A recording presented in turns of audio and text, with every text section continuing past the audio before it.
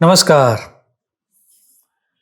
ऐसा समझिए कि एक राजा है और उस राजा का चीफ एडवाइजर, सलाह देने वाला व्यक्ति जब सलाह दे रहा है, तब राजा वह सलाह सुनता ही नहीं है। उस तक राजा तक सलाहकार की एडवाइस पहुंचती ही नहीं है, तो उस राज्य का क्या होगा? ऐसा ही कुछ आकाश में होने जा रहा है। 14 जुलाई से 12 अगस्त के बीच आसमान में 29 डेज तक सूर्य, जो कि राजा है, देवगुरु बृहस्पति को अस्त करने वाले हैं। अब देवगुरु बृहस्पति ज्ञान, बुद्धि, धन और हमारे भाग्य के परम स्वामी जब अपनी उच्च राशि कर्क राशि में आए, तो हम सबको लगा कि अब तो सब जगह से शुभ शुभ समाचार ही आएंगे, सब शुभ ही होने वाला है। लेकिन 14 जुलाई से एक महीने तक तकरीबन सूर्य के बहुत नजदीक जाने के कारण गुरु अस्त होने वाले हैं। अर्थात गुरु की जो सलाह देने की शक्ति है, वह सूर्य की शक्ति के सामने क्षीण होने वाली है, कम होने वाली है। कुल मिला के इसका मतलब ये है कि गुरु के कारकत्व थोड़े कम हो गए। अब गुरु के कारकत्व क्या है, वह समझाते हुए वैद्यनाथ जी ने यह स्पष्ट सूत्र दिया है। प्रज्ञा वित्त शरीर पुष्टि तनय ज्ञानानि वागीश्वरात्। सूत्र को डिकोड करके समझते हैं। ऐसा समझ के चलिए कि जो राजा जो है सूर्य, इतना तेज है कि उसके सामने गुरु की जो क्षमता है सलाह देने की, वह क्षीण हो जाएगी। राजा अपने मन की ही करेगा, अपने अहंकार से फैसले लेगा।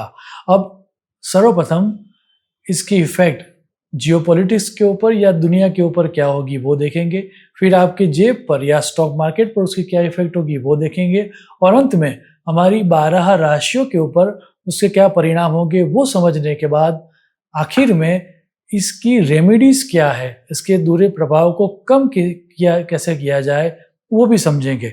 सर्वप्रथम समझते हैं कि देश दुनिया पर इसका क्या इफेक्ट पड़ेगा।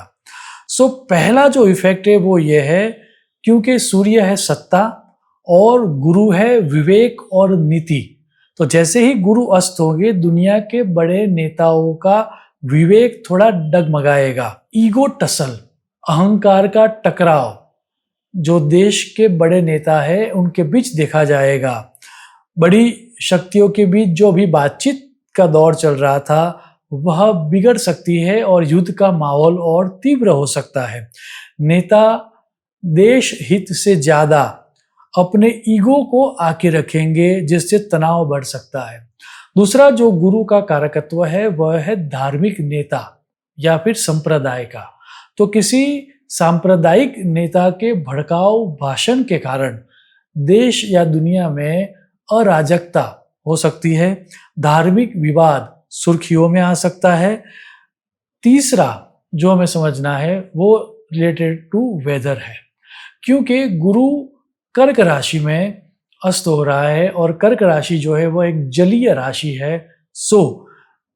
इस समय के दौरान भारी बारिश, बाढ़, समुद्री तूफान के कारण दुनिया के कई हिस्सों में परेशानी आ सकती है।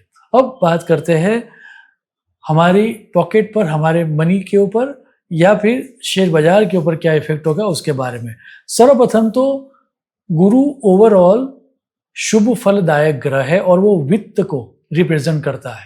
जब वो अस्त का होगा तो इन्फ्लेशन थोड़ा और बढ़ेगा और पैसों के मामले में हम सबको थोड़ी बहुत दिक्कत रहेगी।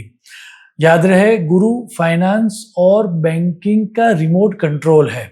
जब उच्च के गुरु अस्त होंगे तो मार्केट एक रोलर कोस्टर की तरह बिहेव करेगा। बैंकिंग, लोन स्टॉक्स में करेक्शन आ सकता है, ओवरऑल फाइनेंशियल सेक्टर में करेक्शन आ सकता है। लोग प्रॉफिट बुकिंग करेंगे और उसके कारण मार्केट में पैनिक सेल भी बढ़ सकता है। सोने के दाम में, गोल्ड या सिल्वर के दामों में, उसमें भी गोल्ड के दामों में हम देखेंगे कि अनएक्सपेक्टेड अप्स एंड डाउन्स रहेंगे, अर्थात स्टेबिलिटी नहीं होगी। शॉर्ट टर्म ट्रेडर्स के लिए ये समय बड़ा खतरा देने वाला रहेगा। यदि आपको लॉन्ग टर्म का सोच के निर्णय लोगे तो ही आपको लाभ होगा। अनाज या कमोडिटी के दाम बढ़ने से महंगाई हम सबको थोड़ी बहुत परेशान करेगी, ये तय है। एक बात तय है कि इस महीने के दौरान हमें सुरक्षित निवेश की नीति अपनानी चाहिए। अब हमारे शास्त्र एक बात स्पष्ट कहते हैं कि अस्ते गुरो च शुक्रे च सर्व कर्माणि वर्जयेत। सर्व कर्माणि अर्थात सर्व शुभ कर्माणि वर्जयेत। जब गुरु या शुक्र अस्त हो तब विवाह, गृह प्रवेश, वास्तु, मुंडन जैसे सभी मांगलिक कार्य वर्जित माने गए हैं। तो इस महीने के दौरान कोई भी नया काम यदि आपको करना हो तो आपको नहीं करना चाहिए, क्योंकि जब गुरु अस्त का होता है तो उसकी शुभता थोड़ी प्रेशर में आती है। आइए अब आखिर में हमारी 12 राशियों के ऊपर उसका क्या परिणाम होगा वो भी देखते हैं। याद रहे, यहाँ पर जो बात की गई है वो आपके चंद्र राशि के बारे में बात की गई है। सर्वप्रथम बात करते हैं मेष राशि की। तो गुरु आपके चौथे भाव में अस्त हो गए, सो माता के स्वास्थ्य रिलेटेड कोई चिंता हो सकती है। घर में कोई वाद विवाद हो सकता है। नई प्रॉपर्टी या गाड़ी यदि खरीदनी हो तो उसमें जल्दबाजी मत करें। कागजाई कार्यवाही आपको संभाल के करनी चाहिए। प्रॉपर्टी रिलेटेड कोई डिस्प्यूट हो सकता है। ओवरऑल ये समय जो है वह आपके सुख को थोड़ा बहुत चैलेंज करेगा। वृषभ राशि वालों के लिए इस समय के दौरान उनके सिबलिंग के साथ उनके मतभेद हो सकते हैं। उनके आत्मविश्वास में थोड़ी कमी आ सकती है। छोटी यात्राओं में रुकावट हो सकती है। उनको ओवरऑल इस समय के दौरान पराक्रम से बचना है और धैर्य रखना है। मिथुन राशि वालों को अपने परिवार के लोगों के साथ कोई मतभेद न हो जाए उनके बोलने के कारण, वो उनको देखना है। वाणी के ऊपर उनको कंट्रोल रखना होगा। खर्च के ऊपर उनको कंट्रोल रखना होगा। यदि उन्होंने बेफिजूल के खर्च किए तो इस समय के दौरान फाइनेंशियल ट्रबल भी आ सकती है। कर्क राशि वालों के लिए उनकी स्वास्थ्य को उनको ध्यान रखना होगा। हो सके तो इस समय के दौरान कोई आपके लिए महत्वपूर्ण हो वैसा निर्णय न ले, अदरवाइज आपकी गलती हो सकती है। ऐसे प्रबल योग है। आपको खाने पीने की कोई समस्या भी हो सकती है, उसमें भी ध्यान रखना होगा। सिंह राशि वालों को इस समय के दौरान खर्च में काबू रखना पड़ेगा, व्यय को संभालना पड़ेगा। हॉस्पिटल या फिर कानूनी मामलों में उनके पैसे खर्चो वैसा भी दिख रहा है। विदेश की यदि कोई यात्रा का आयोजन वो कर रहे हैं तो उसमें कोई डिले भी हो सकता है। कन्या राशि वालों के लिए ये समय उनका सोशल सर्कल तो बढ़ेगा, लेकिन कुछ मतभेद के कारण या कुछ मिसअंडरस्टैंडिंग के कारण जो उनके फ्रेंड्स हैं उनसे उनके थोड़ा अलगाव भी हो सकता है। बड़ा व्यापारिक सौदा इस समय के दौरान उनको नहीं करना चाहिए। यदि तुला राशि वालों के लिए बात करूं तो उनके सीनियर्स के साथ उनकी कोई गलतफहमी हो सकती है। नौकरी बदलने का यदि वो विचार कर रहे हैं तो इस समय उनको नहीं करना चाहिए। जो मिल रहा है उसी में संतुष्टि रख के उनको आगे बढ़ना चाहिए। वृश्चिक राशि वालों को अपने कामों में देरी होती हुई दिखेगी। भाग्य का साथ नहीं मिल रहा है वैसा दिखेगा, और शायद जो उनसे बड़े हैं वैसे एल्डर्स की तबीयत के कारण उनको थोड़ी बहुत समस्या रहेगी। धनु राशि वालों को खुद के स्वास्थ्य के रिलेटेड कोई समस्या होगी। पेट के रिलेटेड या फिर पुरानी कोई डिसीज हो वो रिसर्फेस्ड होने के योग है। ससुराल पक्ष से वाद विवाद हो सकता है।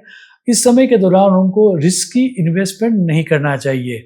मकर राशि वालों को उनके वैवाहिक जीवन के प्रति संभालना होगा। उनकी लव लाइफ के प्रति उनको थोड़ा संभालना होगा। जीवन साथी के साथ अहंकार का टकराव न हो वो देखना होगा।